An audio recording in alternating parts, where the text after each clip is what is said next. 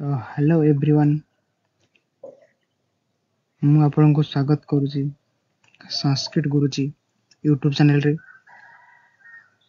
तो पिलामाने आज आमे पढ़िबा +2 रो संस्कृत बहिरे थिबा गोटे विषय जार नाम होउजी कपट लुब्धक कथा।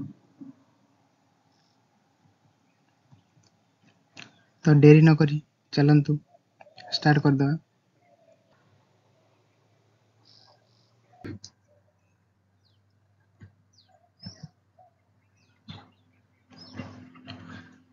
कपट लुब्धक कथा महाभारतस्य शान्तिपर्वणः इयं कथा संगृता संपादिता। महाभारत को आमर विभिन्न पर्व रे भाग करा जायछि। सेथि मध्यरु शांति पर्व अन्यतम। से शांति पर्वरु एक कपट लुब्धक कथा विषयटी संग्रह करा जायछि एवं एठारे वर्णना बा संपादन करा जायछि। मानव निष्ठुर व्याध भवति। मानव गोटे निष्ठुर व्याध सदृश क्षुद्रम जीवम स विनाशयति। क्षुद्र क्षुद्र जीव मानक से विनाश करे। जदा मानवस्य जीवनम विपन्नम तदा क्षुद्रः जीवः कथम तस्य उपकारं साधयति इति शिक्षणीय कथा अत्र पदता। जेतेबेले मानव जीवन विपदरे पड़े सेतेबेले केमिति गोटे क्षुद्र जीव तार उपकार रे आसे इति शिक्षणीय कथा अत्र पदता। यही शिक्षणीय कथा एठारे दिया जायछि, प्रदान करा जायछि। कदाचित एकः शकुनी लुब्धकः घनारण्ये प्रतिवसति स्म। कौनसी एक समय रे गोटे शकुनी लुब्धक माने व्याध घनारण्य घोर जंगल रे बसवास करुथिला।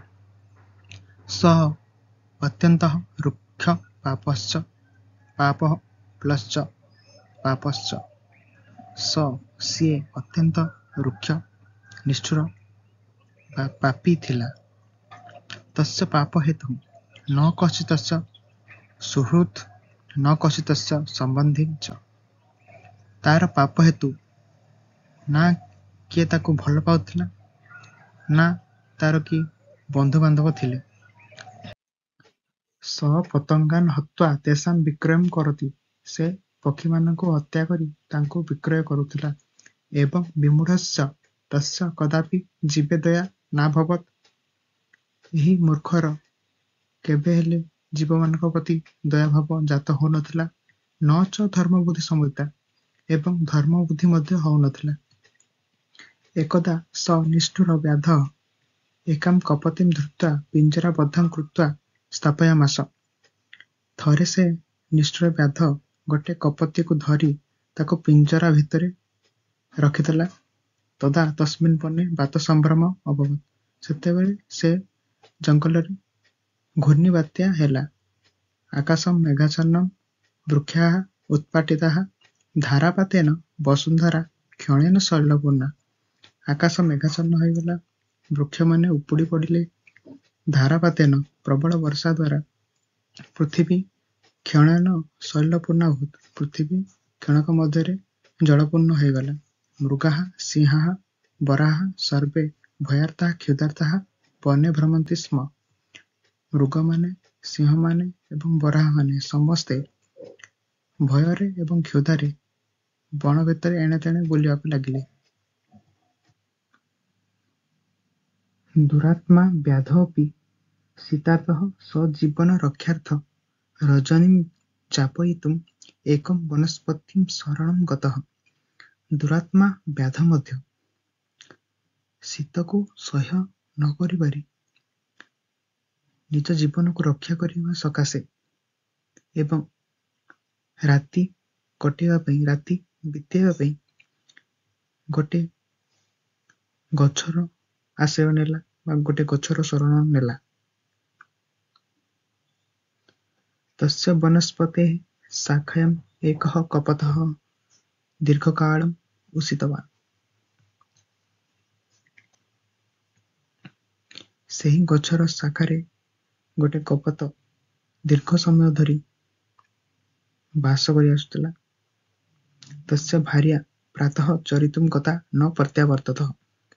ତାର ସ୍ତ୍ରୀ ସକାଳୁ ଚରିବା ପାଇଁ ଯାଇଥିଲା ବା ଖାଦ୍ୟ ସଂଗ୍ରହ କରିବା ପାଇଁ ଯାଇଥିଲା, କିନ୍ତୁ ଏପର୍ଯ୍ୟନ୍ତ ପ୍ରତ୍ୟାବର୍ତ୍ତନ କରିନଥିଲା।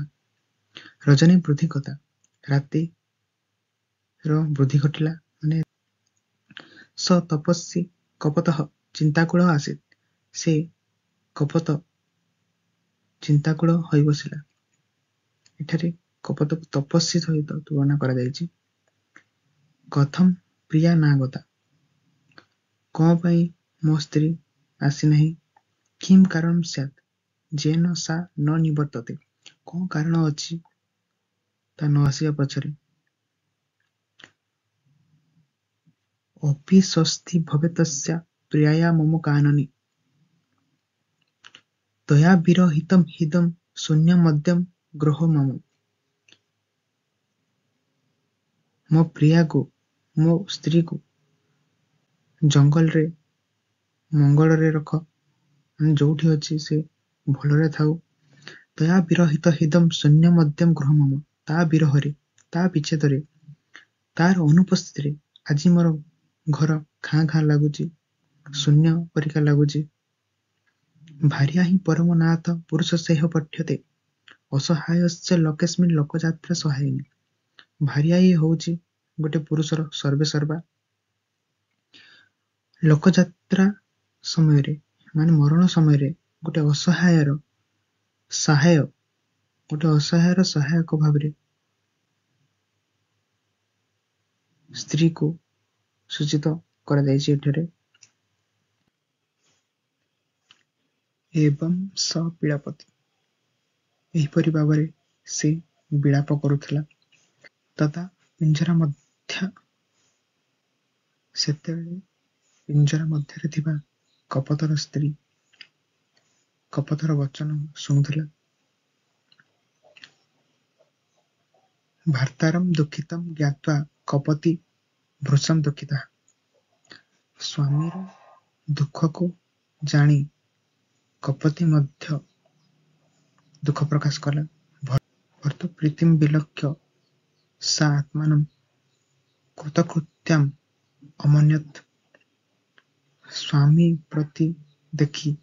ସ୍ୱାମୀଙ୍କୁ ଦେଖି ସେ ନିଜକୁ କୃତଜ୍ଞ ମନେକଲା। ଅଥ ସା ଅବ୍ରବୀତ୍ ହେ କାନ୍ତ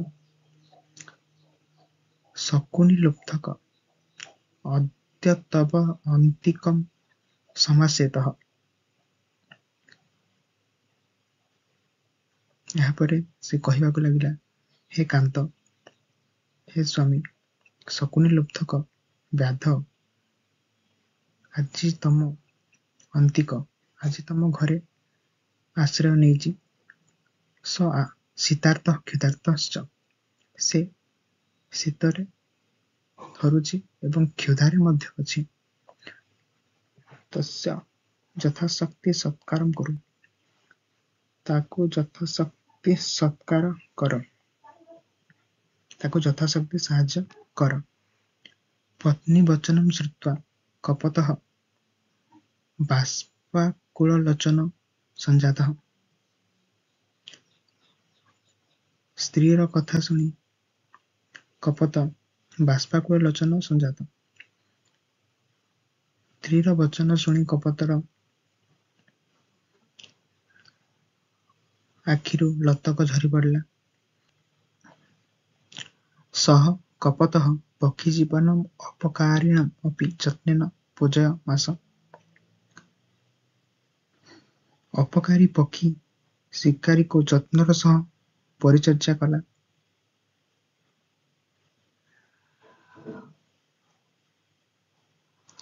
ତସ୍ୟ ସତ୍କାର୍ୟାର୍ଥଂ ପ୍ରଣୟେନ ସ ଉବାଚ। ତାର ସତ୍କାର ପାଇଁ ସ୍ନେହର ସହିତ ସେ କହିଲା, ଶରଣାଗତସ୍ୟ କର୍ତ୍ତବ୍ୟମ୍ ଅତିଥିମିହ ଯତ୍ନତଃ ପଞ୍ଚଯଜ୍ଞ ପ୍ରଭୃତ୍ୟେନ ଗୃହସ୍ଥେନ ବିଶେଷତଃ। ପଞ୍ଚଯଜ୍ଞ ଅନୁଷ୍ଠାନରେ ନିରତ ଗୃହସ୍ଥ ଶରଣଗତର ବିଶେଷ ଭାବେ ଯତ୍ନ ସହକାରେ ଅତିଥି ସତ୍କାର କରିବା ଉଚିତ। ବିଶ୍ରବ୍ଧମ୍ ବ୍ରୁହି କିମ୍ କରିଷ୍ୟାମି? ବିଶ୍ୱାସର ସହ କୁହ, ମୁଁ କଣ କରିବି? ହିମତ୍ରାଣମ୍ ବିଧିୟତାମ୍। ହିମତ୍ରାଣ ମାନେ ନିଆଁର ବ୍ୟବସ୍ଥା କର। ମୁଁ ଶୀତରେ ଅଛି, ତମେ ନିଆଁର ବ୍ୟବସ୍ଥା କର। ଏବଂ ଶ୍ରୁତ୍ୱା ସ କପତଃ ପନ୍ନାନି ଭୂତଳେ ଆଶ୍ଚର୍ଯ୍ୟ। ଏହା ଶୁଣି ସେ କପଟ ଭୂମି ଉପରେ ପତ୍ରଗୁଡ଼ିଏ ବିଛାଇ କର୍ମାର ଗୃହାତ୍ ଅଗ୍ନି ଗୃହୀତ୍ୱା ଆଗମତ୍। କମାର ଘରକୁ ଯାଇ ଅଗ୍ନି ନେଇ ଆସିଲା, ନିଆଁ ନେଇ ଆସିଲା। ଶୁଷ୍କେଷୁ ପତ୍ରେଷୁ ଅଗ୍ନିମ୍ ତେଜୟାମାସ। ଶୁଖିଲା ପତ୍ରରେ ଅଗ୍ନି ସଂଯୋଗ କଲା। ଅକୁତ ଭୟ ବ୍ୟାଧ ଆତ୍ମାନଂ ତାପାୟିତ୍ୱା ପ୍ରକୃତିସ୍ଥ ସଞ୍ଜାତମ୍। ନିର୍ଭୟ ଭାବରେ ବ୍ୟାଧ ଆତ୍ମାନଂ ତାପୟିତ୍ୱା ସେକି ହେଇ ପ୍ରକୃତିସ୍ଥ ସଞ୍ଜାତ ପ୍ରକୃତିସ୍ଥ ହେଲା। ତତଃ ସ କପୋତମ୍ ପ୍ରାହ ମାମ୍ କ୍ଷୁଧା ବାଧ୍ୟତେ ଆହାରଂ ପ୍ରୟଚ୍ଛ। ତାପରେ ସେ କପୋତକୁ କହିଲା, ମତେ କ୍ଷୁଧା ବାଧ୍ୟତେ, ମତେ ଭୋକ ହଉଛି, ମୋର ଆହାରର ପ୍ରୟୋଜନ କର, ମୋର ଆହାରର ବ୍ୟବସ୍ଥା କର। ପକ୍ଷୀ ଚିନ୍ତାକୁଳ ଆସୀତ୍। ପକ୍ଷୀ ଚିନ୍ତାରେ ପଡ଼ିଗଲା। ତସ୍ୟ ଗୃହେତ୍ ନାସ୍ତି ବିଭବ ଯେନ ସ ଅତିଥେ କ୍ଷୁଧାମ୍ ନାଶୟେତ୍। କାରଣ ତା ଘରେ କିଛି ବିଭବ ନଥିଲା, କିଛି ଖାଦ୍ୟ ନଥିଲା, ଯଦ୍ୱାରା ସେ ଶିକାରୀର କ୍ଷୁଧା ନିବାରଣ କରିପାରିବ। କିମ୍ କର୍ତ୍ତବ୍ୟମିତି ବିମୂଢ଼ ଚିନ୍ତୟସ୍ମି। କଣ କରିବି ମୁଁ ଭାବି ଚିନ୍ତାରେ ପଡ଼ିଗଲା କପୋତ। ତତଃ ଲବ୍ଧସଜ୍ଞ ପକ୍ଷୀଘାତକମ୍ ଉକ୍ତବାନ୍। ତାପରେ ସେ ଲବ୍ଧସଜ୍ଞ ରୂପକ ପକ୍ଷୀଘାତକକୁ କହିଲା ମୁହୂର୍ତ୍ତ। ତାପରେ ସେ ପକ୍ଷୀଘାତକ ମାନେ ଶିକାରୀକୁ କହିଲା, ମୁହୂର୍ତ୍ତଂ ପ୍ରତିପାଳୟ ତବ ତୃପ୍ତିଂ ବିଧାତୁଂ ଯତିଷ୍ୟେ। କିଛି ସମୟ ରୁହ, ତୁମର ଖାଦ୍ୟର ବ୍ୟବସ୍ଥା ମୁଁ କରୁଛି। ସତ୍ୟ ପ୍ରତିଜ୍ଞ ସ ପକ୍ଷୀ ଅଗ୍ନିମ୍ ତ୍ରିପରିକ୍ରମ୍ୟ। ସତ୍ୟ ପ୍ରତିଜ୍ଞ ସେ କପୋତ ଅଗ୍ନିକୁ 3 ଥର ପରିକ୍ରମା କରି ଅଗ୍ନି ମଧ୍ୟମ୍ ପ୍ରବିଷ୍ଟ, ଅଗ୍ନି ମଧ୍ୟରେ ପ୍ରବେଶ କଲା। ତତ୍ ଦୃଷ୍ଟ୍ୱା ବ୍ୟାଧ ଆତ୍ମାନଂ ଧିକ୍କୃତବାନ୍। ଏହା ଦେଖି ବ୍ୟାଧ ନିଜକୁ ଧିକ୍କାର କଲା।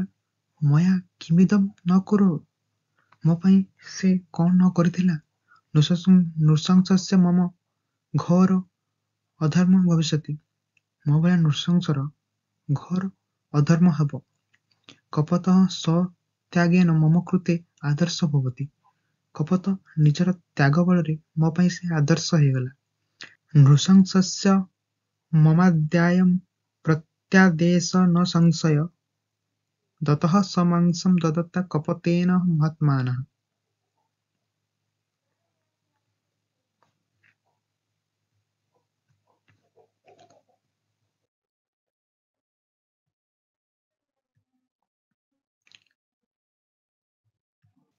ଅହ ଦେହ ପ୍ରଦାନେନ ଦର୍ଶିତା ଅତିଥି ପୂଜନା ତସ୍ମାତ୍ ଧର୍ମ ଚରିଷ୍ୟାମି ଧର୍ମ ହିଁ ପରମାଗତି। ତାର ଓଡ଼ିଆ ଅନୁବାଦଟି ହେଉଛି, ନିଜର ମାଂସ ଦାନ କରିଥିବା ମହାତ୍ମା କପୋତ ଅତି ନିଷ୍ଠୁର ମତେ ଆଜି ପ୍ରତ୍ୟାଖ୍ୟାନ କରିଛି ବା ନିରସ୍ତ କରିଛି, ଏଥିରେ ସନ୍ଦେହ ନାହିଁ। ଯେହେତୁ କପୋତଟି ନିଜର ଶରୀର ଦାନ କରି ଅତିଥି ପୂଜାର ଧର୍ମ କାଷ୍ଠା ଦେଖାଇଛି, ଯେହେତୁ କପୋତ ତାର ଶରୀର ପ୍ରଦାନ କରି ମୋର ଅତିଥି ପୂଜା କରିଛି, ସେଥିପାଇଁ ମୁଁ କେବଳ ଧର୍ମଚରଣ କରିବି, କାରଣ ଧର୍ମ ହିଁ ପରମାଗତି।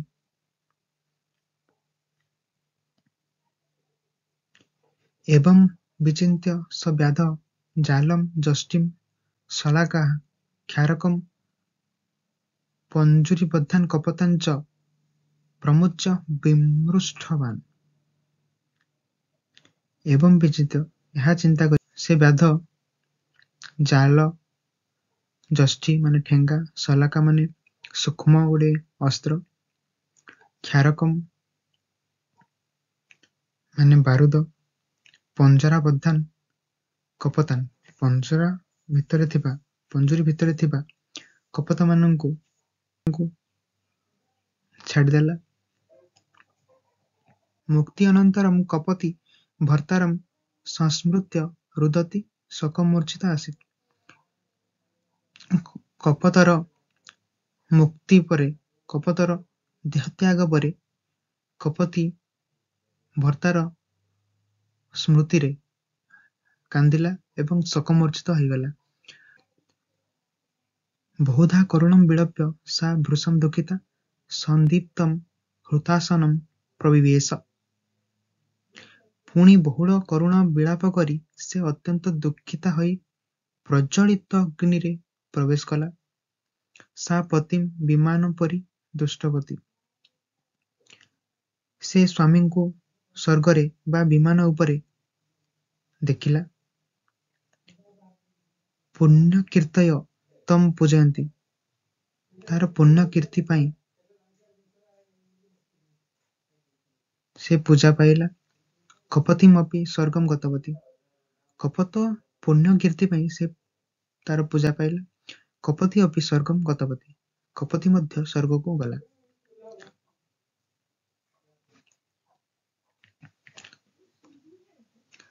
ତତଃ ସ୍ୱର୍ଗଗତଃ ପକ୍ଷୀ ଭାର୍ୟାୟା ସହ ସଙ୍ଗତଃ କର୍ମଣା ପୂଜିତସ୍ତେନ ରେମେ ତତ୍ର ସ ଭାର୍ଯ୍ୟାୟ। ଏହାପରେ କପତ ପକ୍ଷୀ ପତ୍ନୀ ସହ ମିଳିତ ହେଲା ଏବଂ ନିଜ କର୍ମ ହେତୁରୁ ପୂଜିତ ହୋଇ ସେଠାରେ ପତ୍ନୀ ସହ ଆନନ୍ଦ ଅନୁଭବ କଲା। ଏବଂ ତୌ ଦମ୍ପତୀଂ ଦୃଷ୍ଟ୍ୱା ବ୍ୟାଧଃ ସଦ୍ଗତିଂ ପ୍ରାପ୍ତୁମ୍ ଅଚିନ୍ତବାନ୍। ଏହିପରି ଭାବରେ ଦମ୍ପତିମାନଙ୍କୁ ଦେଖି ବ୍ୟାଧ ସଦ୍ଗତି ପାଇବା ପାଇଁ ଚିନ୍ତା କଲା। ସ୍ୱଜୀବନମ୍ ତ୍ୟକ୍ତୁମ୍ କୃତନିଶ୍ଚୟ ବ୍ୟାଧଃ ସ୍ୱଜୀବନମ୍ ତ୍ୟକ୍ତୁମ୍ କୃତନିଶ୍ଚୟ ବ୍ୟାଧଃ ସ୍ୱାପଦ ସଂକୁଳମ୍ ବନମ୍ ପ୍ରବିବେଶ। ନିଜ ଜୀବନ ତ୍ୟାଗ କରିବା ପାଇଁ ନିଶ୍ଚୟ କରି ବ୍ୟାଧ ସ୍ୱାପଦ ସଂକୁଳ ମାନେ ପଶୁ ସଂକୁଳ ବନ ଭିତରକୁ ପ୍ରବେଶ କଲା। ବନେ ମହତା ପବନେନ ଧ୍ରୁବାଣମ୍ ସଂଘର୍ଷାତ୍ ଯୁଗାନ୍ତଗ୍ନି ତୁଲ୍ୟ ଅଗ୍ନି ତତ୍ ବନମ୍ ଦଦାହ। ବନେ ମହତା ପବନେନ ବନ ଭିତରେ ପବନ ଦ୍ୱାରା ଦ୍ରୁମାଣମ୍ ମାନେ ଗଛରେ ଛୋଟ ଛୋଟ ଗଛର ସଂଘର୍ଷାତ୍ ଛୋଟ ଛୋଟ ଗଛର ସଂଘର୍ଷରେ ଯୁଗାନ୍ତଗ୍ନି ତୁଲ୍ୟ ଅଗ୍ନି ମାନେ ଯୁଗ ବିନାଶକାରୀ ଅଗ୍ନି ସେହି ବନକୁ ଦଗ୍ଧ କଲା ବା ଜାଳିଦେଲା। ତତ୍ ବ୍ୟାଧ ଅପି ଅଗ୍ନି ପ୍ରବିଷ୍ଟ ନଷ୍ଟ ପାପଃ। ବ୍ୟାଧ ମଧ୍ୟ ଅଗ୍ନି ମଧ୍ୟରେ ପ୍ରବେଶ କରି ଦେହତ୍ୟାଗ କଲା ଏବଂ ପରମ ସିଦ୍ଧି ପ୍ରାପ୍ତ କଲା। ପୁଣ୍ୟ କର୍ମଣା ସୋପି ସ୍ୱର୍ଗମ୍ ଗତବାନ୍। ପୁଣ୍ୟ କର୍ମ ଦ୍ୱାରା ସେ ମଧ୍ୟ ସ୍ୱର୍ଗକୁ ଗଲା। ନୀତି ଶିକ୍ଷା ଏହି ବିଷୟରେ ଆମେ କଣ ଶିକ୍ଷା ଲାଭ କଲେ ନା ଜୀବନ ପ୍ରତି ଦୟା ଶରଣାଗତକୁ ରକ୍ଷା କରିବା ଜୀବ ପ୍ରତି ଆମେ ଦୟା ଭାବ ଦେଖେଇବା ଆଉ ଧର୍ମ ନିଷ୍ଠାୟା ସର୍ବେଷାଂ ପରମ କଲ୍ୟାଣମ୍ ଭବିଷ୍ୟତି। ଆଉ ଧର୍ମ ନିଷ୍ଠା ଦ୍ୱାରା ସମସ୍ତଙ୍କର ପରମ କଲ୍ୟାଣ ହୁଏ। ଏହି ତିନିଟା ଜିନିଷ ଆମେ ଏହି ବିଷୟରେ ଶିକ୍ଷା ଲାଭ କଲେ। ତ ଧନ୍ୟବାଦ। ଯଦି ଭିଡ଼ିଓଟି ଆପଣଙ୍କୁ ଭଲ ଲାଗିଛି ତାହେଲେ ସାଂସ୍କ୍ରିଟ ଗୁରୁଜୀ ୟୁଟ୍ୟୁବ ଚ୍ୟାନେଲକୁ ସବସ୍କ୍ରାଇବ୍ କରି ବେଲ୍ ଆଇକନକୁ ଦବାଇ ଦିଅନ୍ତୁ ଏବଂ ସାଙ୍ଗସାଥିମାନଙ୍କୁ ସେୟାର କରିବାକୁ ଭୁଲିବେ ନାହିଁ। ରହୁଛି, ଧନ୍ୟବାଦ।